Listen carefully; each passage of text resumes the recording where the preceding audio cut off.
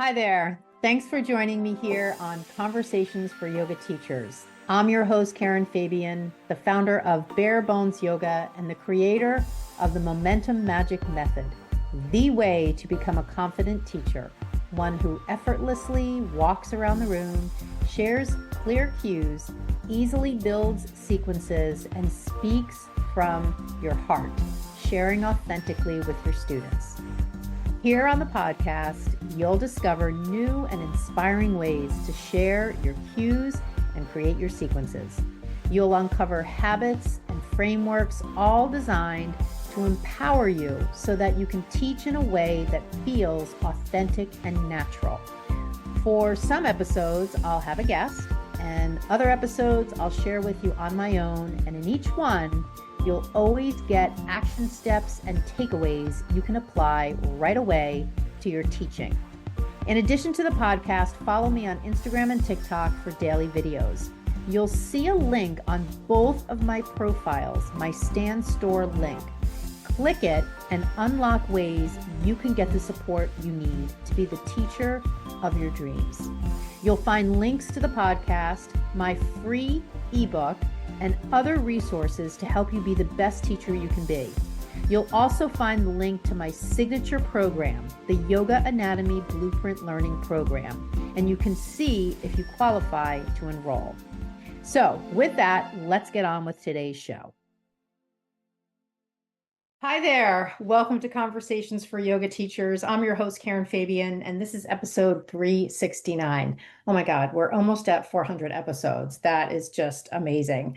I'm recording this on September 18th, 2025, and this will go live on September 22nd, 2025. And we are inching closer to my birthday, which is September 29th, which I'm excited about. I have sort of mixed feelings. September has been a little bit of a challenging month for me in terms of my health, but I'm doing all the things and I'm hopefully going to be feeling better by the end of the month. I'm implementing a bunch of different things around nutrition and exercise, but overall, I'm really, really good. And I'll be 61 this year. So very grateful to be healthy and happy, and my family and Ben and all of it. So very, very grateful. I'll definitely be celebrating all of that this year.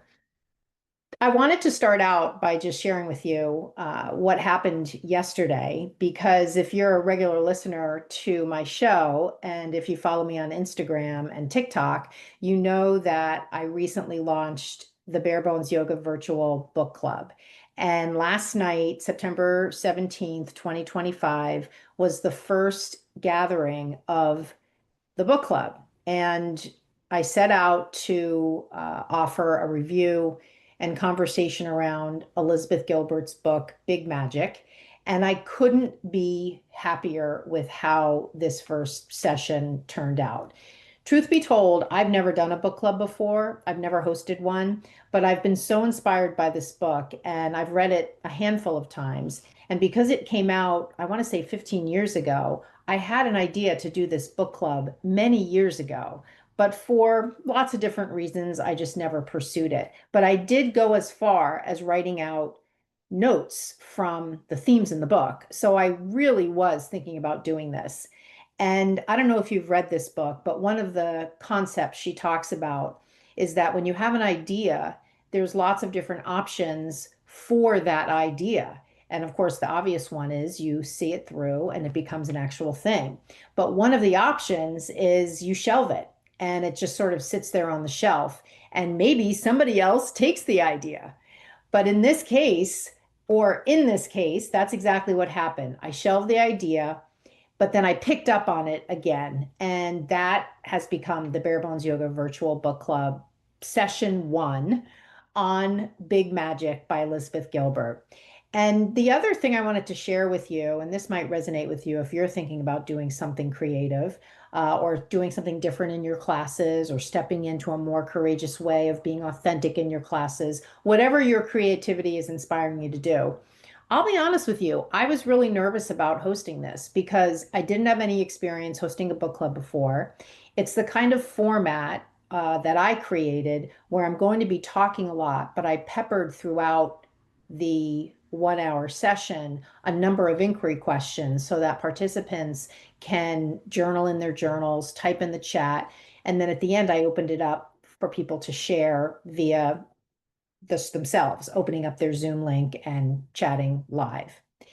But it really is more of me presenting themes from the book. So there's quite a bit of talking I'm doing. And I always worry when I do that sort of thing on Zoom if people are zooming out or tuning out because you're not with them in person and you're not really sure how engaged they are, especially if they have their cameras off. And so I was sort of self-conscious and sort of nervous that what if people don't like this? What if people feel like I'm droning on? And I share this with you because, this is the sort of thing that can happen even when we're teaching our classes. But one of the things that I found is so important is to detach from what I assume people are thinking and just leave it to them to think whatever they want. And instead, focus that energy on me doing the best job I can and also doing it in a way that is inspiring me. I wouldn't have offered this book club if it wasn't something that I wanted to do. I mean, heck, I'm not even charging for it. So I'm using my own time to plan it, to market it, and to offer it, to actually conduct the 2 sessions. So if I do this again, it is going to be the kind of thing that is a chargeable event. But I wanted to start out the first time doing it for free to really have no barrier for people in terms of signing up. And so I really tapped into that feeling of, I want to do this, I'm inspired to do this, and I'm not going to be attached to any outcome or results in terms of what I want them to feel, what I want them to think, and I'm not going to get tied up in assumptions about what they might be thinking. And that was actually something that throughout the 1 hour session, I had to keep reminding myself, keep moving forward, keep moving forward. Every once in a while, I got a little bit nervous. I was thinking, like, oh boy, you're talking so much. You need to pop an inquiry question in there to engage them, to kind of make sure they're with you. And so I did do that in all the planning I did. It's just that when I actually started doing it, when I actually started hosting it, it felt a little like, oh boy, I'm talking a lot. So I share that again as an example of at least my experience in doing something new. And at the end, when we opened it up for people to comment live, the feedback was great. And so that's just another example of how your perception can be so different from the actual experience people are getting. And people shared a lot of things that we had talked about, themes that I had brought up from the book and the ones that stuck out to them. People emailed me after with positive feedback about enjoying it. There was one person in the book club who was a new yoga teacher, and she was sharing how she was feeling a little bit nervous about teaching, and she really found the book club topics that we talked about from the book Big Magic were helpful to her. So all in all, I was absolutely thrilled. I had about probably about 10 women there, and it was a mixture of yoga teachers and people who weren't teachers. All of us shared this idea of we wanted to talk about the book, we wanted to live a more inspired life. And for the yoga teachers there, there's a huge aspect, as I'm sure you know, as a yoga teacher, there's a huge aspect of creativity that we want to leverage when we are teaching our classes. And so the content of this book is just perfect for stoking and building our creativity. Because when you think about it, being a creative person, let's just take it in the context of being a yoga teacher, takes courage. But like Elizabeth Gilbert says in the book, it doesn't mean you don't have any fear. You can be a little bit afraid about showing yourself, speaking from the heart, teaching a signature sequence that might be really different from what other people are teaching. Whatever it looks like to you, it can take courage to do it. And you can have a little bit of fear. It's just that what she talks about, and when we talked about last night in book club, is you can almost acknowledge to the fear, yeah, I see that you're here, but you don't get a vote on what I'm going to do. I get a vote. And I talk about that in the context of coaching sessions I have with teachers when I say to them, hey, you can be teaching and feel nervous. It's just that you are the one driving the car. You're the one driving the car. And so even as you're feeling nervous, you can still say to yourself, you know what? I'm in charge. My fear is not in charge. My insecurities are not in charge. My self-limiting beliefs are not in charge. And so if that sort of paradigm or metaphor works for you, go out and experiment with that in your classes.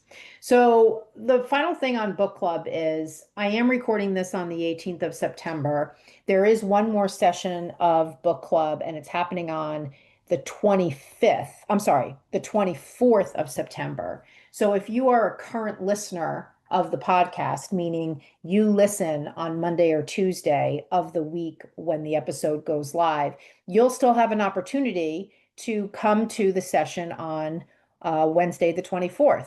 So if you'd like to do that, just send me a DM on Instagram and I'll send you the link. I don't want to put the link in the show notes because most people will listen to this episode after the event is over. So if you're listening to this before September 24th at 6 p.m. Eastern time, just send me a DM on Instagram at Barebones Yoga and I will send you the link to join.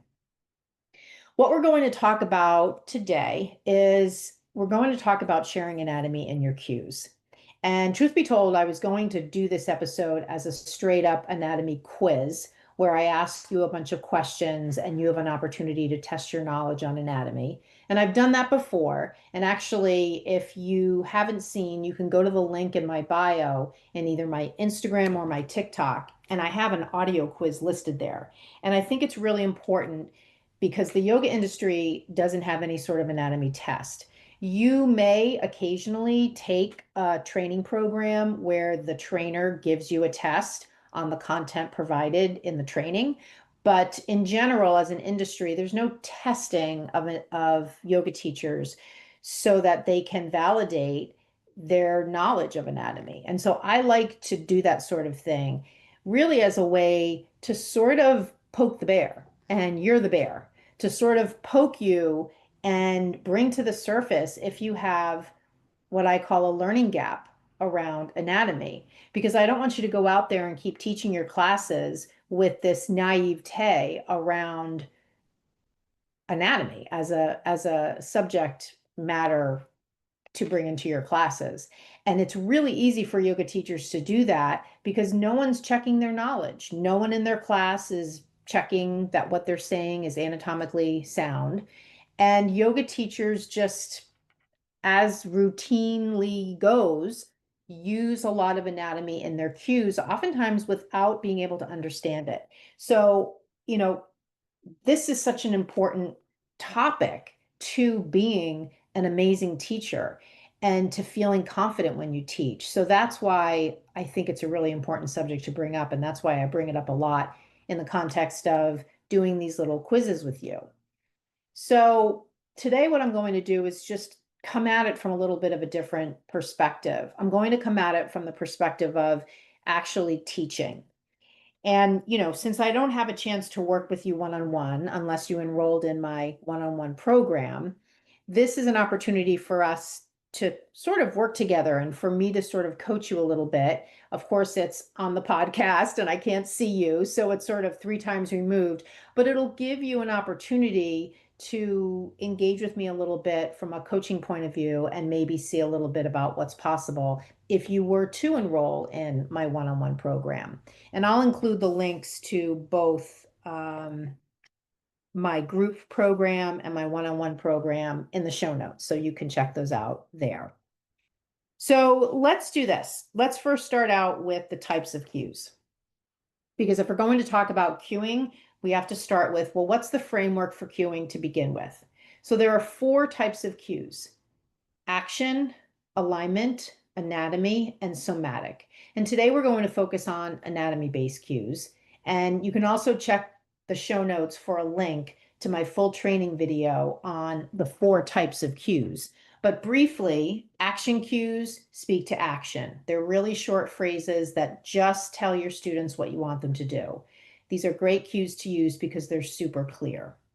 Alignment cues speak to the shape of the pose. They could speak to one part of the body in relationship to another. So something like knee over heel or shoulders over hips. Um, Anatomy cues speak to the anatomy. They could speak to bone, joint action, muscle, muscular action, fascia, um, positioning of different bones with respect to other bones, like the position of the pelvis. And the final type of cue, cues, speak to the feeling, not the feeling the student should have, which unfortunately is how teachers frame somatic cues sometimes, but more just asking the students, how do you feel? And giving them inquiry questions to prompt them to sort of drop into the present moment a little bit more and notice how they feel. So those are the four types of cues. Now, there is a framework that I offer teachers. It's part of my teaching methodology, and this is something we would talk about extensively if you worked with me in my one-on-one program, and even to a certain extent in my group program, the Accelerator. The format for sharing anatomy in your cues goes like this: sharing 3 action cues to get the students in the pose, and then sharing 1 anatomy cue that speaks to one of the muscles concentrically contracting. So an example of that would be, let's say for bridge pose, set your feet at hip width distance apart, lift your hips, and interlace your fingers underneath. So that gets them in the pose. Those are the action cues. Now you could say something like, squeeze your shoulder blades together, contract your rhomboids and your middle traps. Those are the muscles that squeeze your shoulder blades together. You could also say something like, squeeze around your sitting bones. That will engage your gluteus maximus, which is the hip extensor muscle you're using here. So those are 2 examples of sharing anatomy in your cues. And it's not so much that you would just hijack what I just said and go out and use it in your class. It's more that I'm sharing with you a framework for how you can share anatomy in your cues based on what you know about anatomy. Because if you just re-listen to what I just said multiple times and just go out and use it in your classes, you would be out of integrity because you're just hijacking the cue that I just shared with you without understanding the anatomy behind it. Now, we don't have time here in this episode, and it's not a great format to really get into the details of the anatomy for both of those cues I share.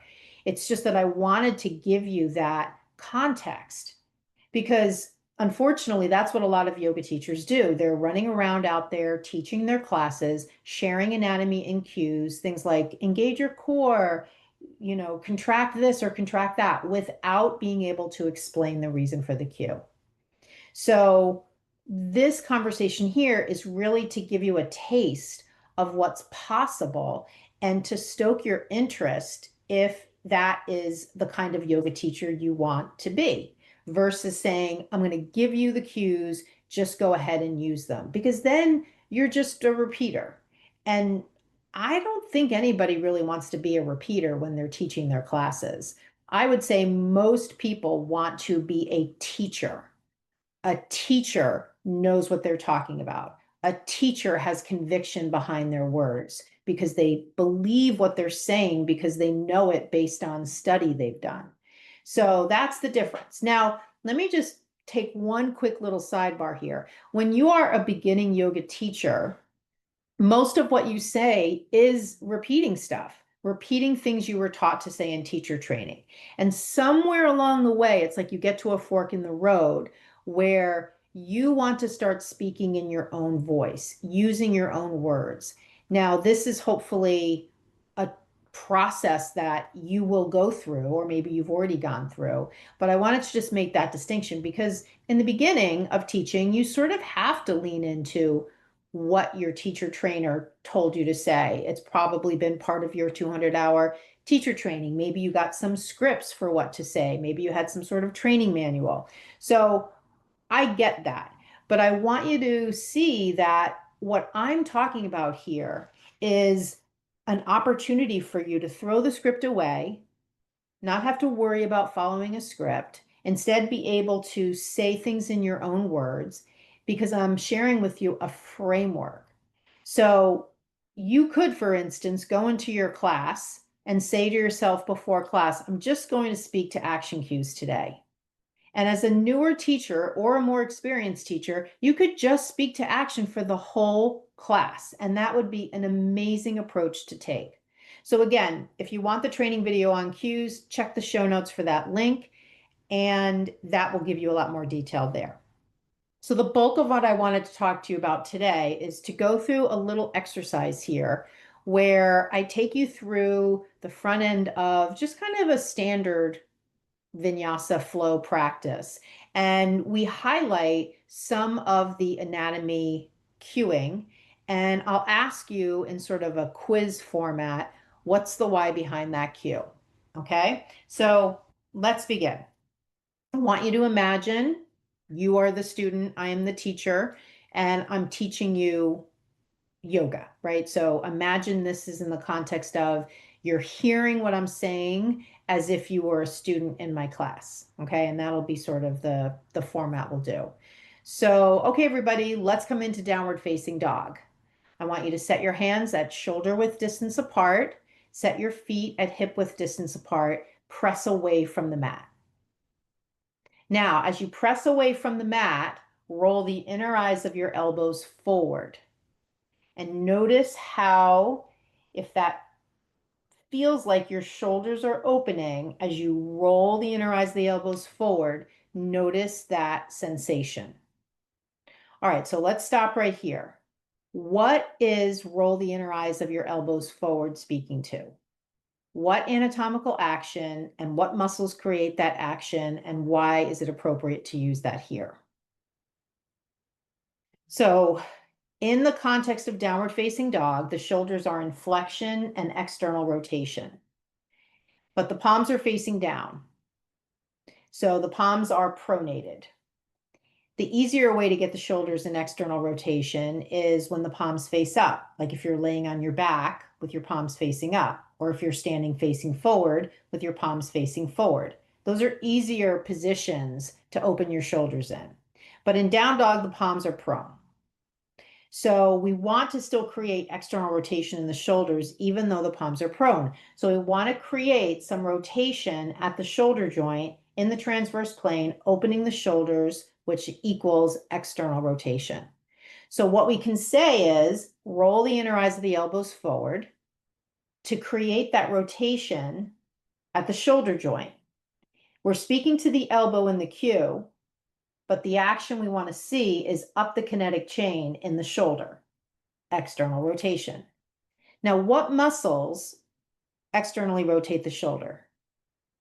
The muscles that externally rotate the shoulder are on the back of the shoulder, the posterior shoulder, and they're the teres major and the subscapularis. So, I'm sorry, the teres major and the infraspinatus.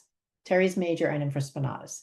So there you go. There's the anatomy behind the cue. So did you know that? Yes or no? All right, so that's number one. So now we have them in downward dog. So let's, from downward facing dog, go ahead and walk your feet forward. Separate your feet to hip width distance apart. Grab your elbows and hang in ragdoll. Now, release your hands, bring your feet together. Come up to stand, sweep your arms up to the sky, and then bring your hands to your heart center. All right, now let's come into sun salutation A. Drop your arms by your sides. On an inhale, sweep your arms up. As you exhale, forward fold. Inhale halfway up to a flatter back, and then exhale to plank and hold your plank.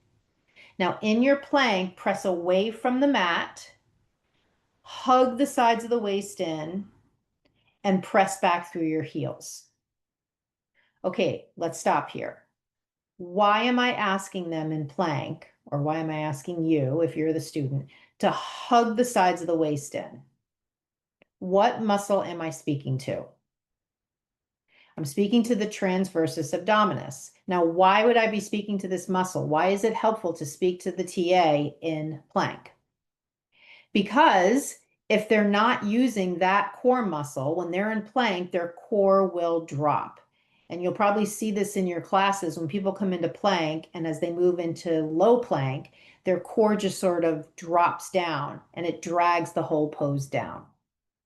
So that's the reason for that cue. I want you to see how I'm saying the anatomy-based cue and I'm not necessarily sharing the why, but I know the why. And this is what I want for you. I want you to know the why. Because even if you don't say the why, knowing the why translates into how you sound when you share the cue, the conviction in your words, the clarity in your words, your ability to answer questions. It just translates to so many really important things that your students need from you versus someone who's just repeating stuff. All right, so now from plank, now we're back to teaching. From plank, move slightly forward, hug your elbows in as you lower halfway down. So let's stop here. Why do we ask them to hug the elbows in? Why? Why do we ask them to hug the elbows in low push-up? Well, think about what's the opposite. If they don't hug their elbows in, their elbows wing out. As their elbows wing out, their scapula elevate. Their scapula elevate, elbows wing out. Think about a student who's in low push-up like this. The whole pose is like falling apart.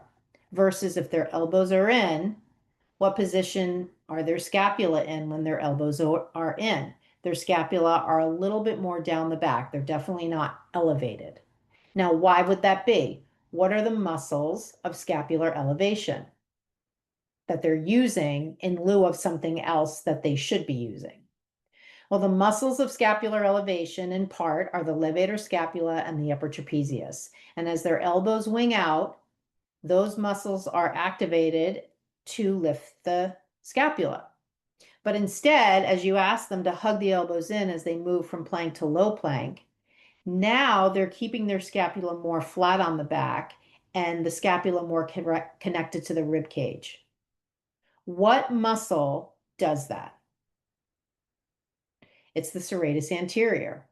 The serratus anterior is responsible for keeping the scapula hugging the rib cage because it runs from the medial border of the scapula around the side of the rib cage and connects ribs 2 through 8. So there you go. Did you know that? Did you know the muscle? Did you know what to look for? And keep in mind, this is high to low push-up. And if you're teaching a typical vinyasa flow class, you're probably doing this 20 times in a class. So it's really important that you understand the anatomy of these movements. So now we bring them into up dog. So from hugging the elbows in, press into the palms, lift up straight arms, tops of the feet flat. All right, now hug the shoulder blades towards your spine. All right, let's stop there. Why do we want them to hug the shoulder blades towards the spine? What anatomical action is that? And why is it, what muscle are they using? So, I mean, obviously the reason we want them to hug the scapula close to the spine is because that's baked into the pose. So some of this we can defer to, okay, well, this is the shape of the pose. But if I ask them to hug the shoulder blades towards their spine, what anatomical action is that? So that's scapular adduction. And what muscle does that? Well, it's actually two muscles, the rhomboids and the middle traps.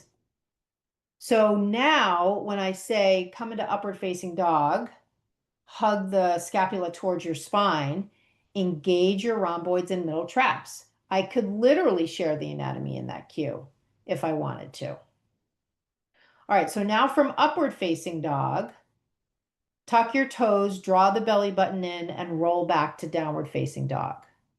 All right, let's stop. When I ask them to roll to hug the belly button in as they go from up dog to down dog, what muscle am I speaking to there? When I ask them to hug the belly button in, what muscle am I speaking to there? So that is the rectus abdominis. That's different from the transversus that we talked about earlier. The rectus abdominis runs from what to what? It runs from your pubic bone to where? To your sternum. And when you pull the belly button in, that muscle contracts. When you have your students in up dog and you want to get their hips up and back, asking them to pull the belly button in to contract the rectus abdominis is a great muscular action to facilitate that rolling over the toes, hips up and back. So we'll do a little bit more here, and you can certainly let me know in the DM on Instagram if this is something you want me to continue. I can, on a follow-up episode, I can do some more of the practice, but for time purposes, let's just do a little bit more.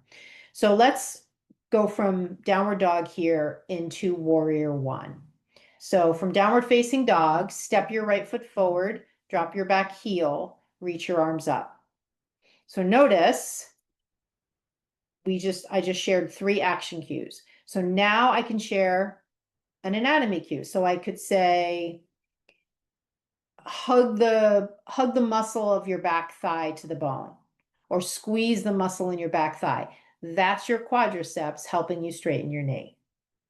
So did you know that? Did you know that the quads of the back leg are responsible for straightening the back knee? And what's the formal action of straightening the back knee? That's knee extension. And what's the primary muscle of knee extension? We just said it, that's the quads. So there you go. So now you can kind of see how we can share anatomy and cues. We can understand the why behind it, of course, if we understand the anatomy, and that allows us to share the practice and share the cues, the anatomy cues, with so much more integrity, so much more clarity, so much more conviction, so much more belief, right? There's just so much more just weight in our words because we know what we're talking about, and that translates to how we feel. All right, let's just do one more. Let's go from warrior one. We'll take them through the vinyasa, right, which we've already talked about. And so now they're back in downward dog. Let's imagine we've done the left side of warrior one. So now they're in downward dog again. Let's take them into warrior two. So from downward facing dog, step your right foot forward, open your arms wide, turn your upper body to the side, root your back heel. So those are the action cues that get them in the pose. So now we can hold them in this pose. So as we're holding them in the pose, we could say something along the lines of, keep extending your arms out by your sides. Let's take a couple breaths, see if we can hold this for about 5 breaths. Now notice how your shoulders feel as your arms are out here. See if you can hold this a little bit longer. Right now we're working shoulder muscles to keep the arms out. All right, so I'm going to stop here for a sec. What shoulder muscles are they using? What shoulder muscles are your students using when they're holding warrior two? Well, let's start with the first question. What position are the shoulders in warrior two? So the shoulders are in abduction. And what's the primary muscle of shoulder abduction? Well, that's the middle deltoids and the supraspinatus. The supraspinatus is part of the rotator cuff. So when you're asking them, hey, we're going to hold warrior two a little bit longer, notice how your arms feel, and you're probably going to see people's arms dropping a little bit. You can encourage them and you can say, hey, look, we're strengthening our deltoids here. See if you can keep your arms out just for a couple more breaths, something along those lines. So you're engaging them in understanding the anatomy of the pose as a way to let them know, hey, these are the muscles that we're strengthening as you are doing this work, right? As you're holding this pose. So I'm going to wrap it up here. Just wanted to give you a taste of that. And, as we were going along, did you know the reason why? Could you answer the questions like right off the top? Like that's where you want to get to. Now, as I close this up, know that you're listening to this episode. This is just like a small slice of the whole picture of understanding the fundamentals of anatomy. When I teach anatomy, like if you and I were to work together in my one-on-one program or my accelerator 4-week program, I use a 10-step blueprint that I've refined over many, many years of working with teachers in these 2 programs. And it's as simple as just following the blueprint. So even though right here today, you're getting just one slice and you're hearing a bunch of muscle names and you're probably thinking, oh man, how am I going to learn that? I don't understand, what she's talking about. I don't understand these names. How am I ever going to remember this? Know that quite honestly, this is part of the problem with all the free content that I provide. When you listen to this podcast, you're just getting like one little slice. And so you might be thinking like, oh, there's no way I can really learn this. But know that the reason I'm just giving you one little slice is because I want to spark your interest. And if you're interested in working with me in one of these programs, once you're enrolled, you're going to start the story from the beginning. Right now, it's like we're opening up the book in the middle of the book. But know that listening to this podcast, watching my videos on social media, that is not an adequate way to learn anatomy. And I know there are a whole bunch of teachers that have been following me for years. And every once in a while, they pop in my DMs and they ask me about my program, but they never sign up. And they tell me, I'm learning enough from your videos. No, you're not. My podcast here, my Instagram is not the way to learn anatomy. It's kind of like an appetizer. It's a way to identify who out there, it's a way for me to identify who out there is motivated to learn anatomy so that they can be a more confident teacher. It's not to hold this podcast out there or to hold my social media pages out there to say, hey, you don't need to do any actual work to learn anatomy. You can just listen to all this free stuff. It just doesn't work that way. And part of the reason why I'm saying this is because if you're listening to an episode like this, where I get into the details and you're feeling overwhelmed and you're feeling like those limiting beliefs are coming up, I'm not science minded, I could never learn anatomy or anything along those lines. Know that when you work with me in one of these programs, my one-on-one program or the group accelerator program, both of the links are in the show notes and they're on my website and they're on my Instagram and TikTok. I'm going to walk you through it step by step using my blueprint. So you're going to get the whole story step by step, really easy to learn. So in the show notes, you're going to find the link to the free cues video. You're going to find the link to the Yoga Anatomy Accelerator program, which is the group program, and a link to the one-on-one program, which is the blueprint program. So I hope that you have enjoyed this one. I hope you found it helpful. If you have any questions or comments, you can always send me a DM on Instagram. And that's it for today. I look forward to chatting with you again on the next episode of Conversations for Yoga Teachers. Namaste. Thanks for being here with me today. I hope you enjoyed the episode. And hey, one more thing. While I don't know you personally, I know what a yoga teacher looks like who's ready to have a breakthrough to being the kind of yoga teacher who walks around the room, sharing cues you know the reason for, understands anatomy, teaching signature sequences without notes or any need to practice with class, and loves teaching yoga without stress, anxiety, or nervousness. If you are ready to be that yoga teacher, here is your next step.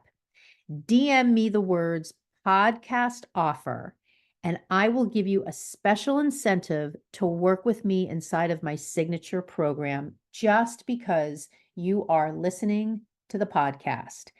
DM me on Instagram at Bare Bones Yoga. I can't wait to hear from you.